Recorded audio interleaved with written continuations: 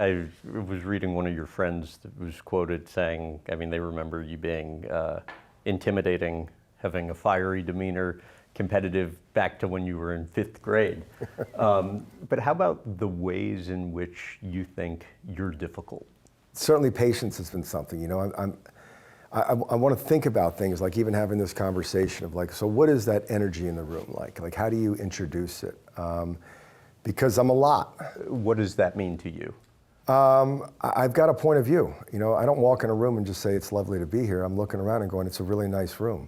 But, you know, they should have had a second shade on that blind, and it should be something that could be closed right now. You're thinking like, here's the 5 or 10 things that are wrong with the 90 things that are great. It doesn't mean that you have to be mindful of that you can't become, you know, so analytical or make sure that it's not perceived as anything other than, I just want it to be the best. What's this guy like to work with? What's this guy like to work? Questions standing here? Well, I mean, the first thing is he's our jet fuel. Have you picked up on that as you've met him? He's the most high energy CEO I've ever met. He's eccentric in all the right ways. And I've told him this, like, you know, he can be a pain in the ass, but that's his job. Give me an example of him, like something in which he'd be a pain in the ass on. He can talk to me at 10 o'clock at night or 4 o'clock in the morning.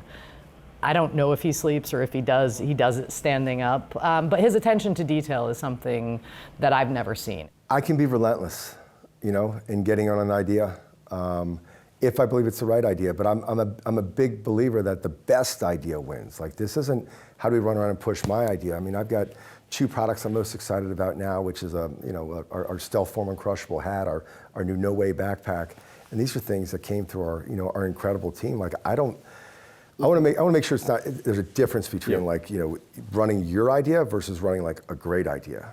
You know, when you read about founders and entrepreneurs, there is this idea of no days off and just this really intentional attention to detail. I mean, I was joking with my team this morning. The latest thing is like the backpack gets 2 reams of paper, not a kettlebell. That's right. And if I get one more email or text about it, Right. we're gonna have a problem. So that's when you paint some of the things. Oh, are you too overbearing? You come in, it's like, probably yes, yes, and yes. But finding the right team to do it, of understanding what those boundaries are of respect. And it's not like, I can be talked to, and I need to be able to say, hey, keep me honest here. Yeah. I need you to say, like, you know, you were an asshole in that meeting. Like, I need you to, or hey, this person needs a lift, or this one, you know, and that's where it's like, it's just life, you know? What does relentless look like for you?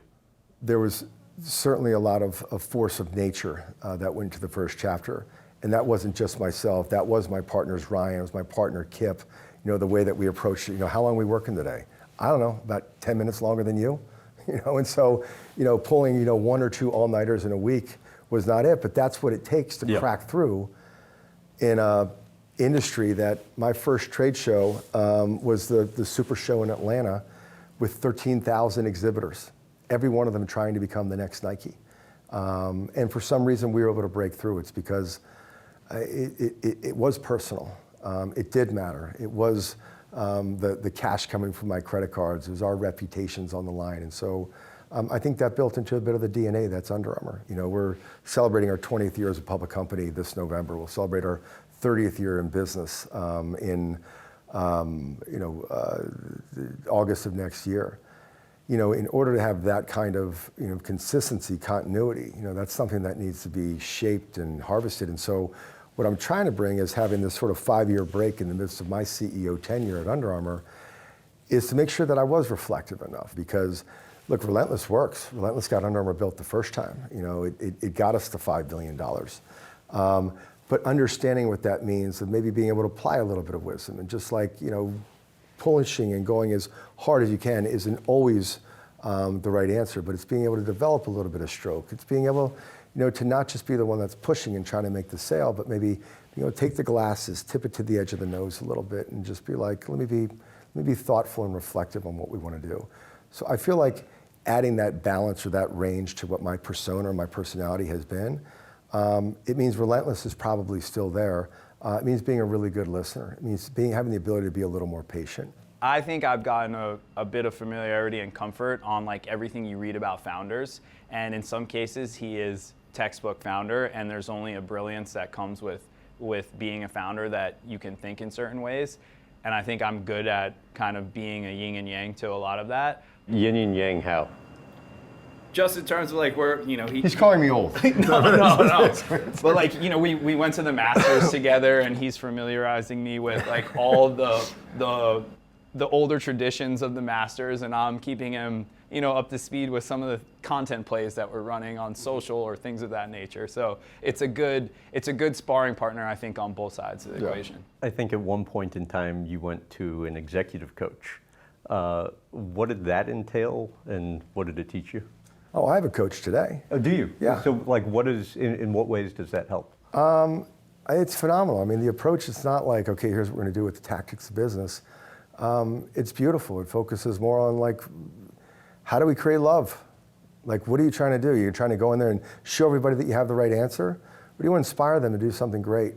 It's a, you know, much more evolved, you know, better sense of understanding is that, look, myself, the brand, anybody, is certainly a work in process, which I've been a part of that journey for a long time. And so I did get lucky. But as Chichi Rodriguez used to say, the harder I work, the luckier that I would get.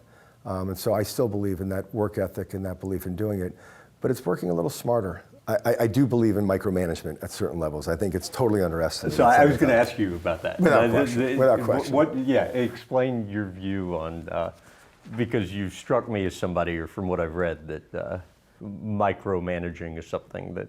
Yeah, I want to get it right. I want to get the, you know, I want us to build the.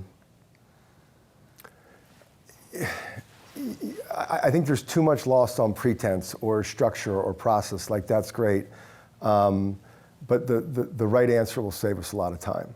And so I think in an industry like ours, especially as competitive it is too, we have a process. But I believe life is mostly about an 80-20 rule. We plan for 80, 85, 90% of our business to be set and structured, and then we plan for this 10%. We plan for these free days. We plan for ourselves just to be able to think a little bit. I mean, the dynamic where Under Armour is today is that it's interesting. We have a guy who's running Asia Pacific for us, who has been in our industry for a long time. And he said, he goes, I get what's happening. Coming in, he's a year or so in. He's like, I now understand the brand. You guys were a brand who then became a company. And now we want to become a brand again. World-class financials don't lead to world-class brands. World-class brands lead to world-class financials. And this isn't some subtle way of me nodding at Wall Street and saying, don't worry, the earnings won't come. Yeah. It's a very intentional approach to saying, like, the blueprint for brand is something that Under Armour effectively wrote in our first chapter. And what's interesting about our brand is that nobody's mad at us, they just haven't heard from us in a long time. This next handshake we have with them, we want it to feel different. It's like when you're asking about some of my personality traits, it's like, I want it to be an evolved personality. You know, I don't expect to be that kid at 25. You know, I'm a father of 21 and an 18-year-old too. So being an example to them, you know, and modeling the behavior that I expect my teammates to live by, my employer, you know, my partners, our vendors, and other people. I hold them accountable, and they hold me accountable too.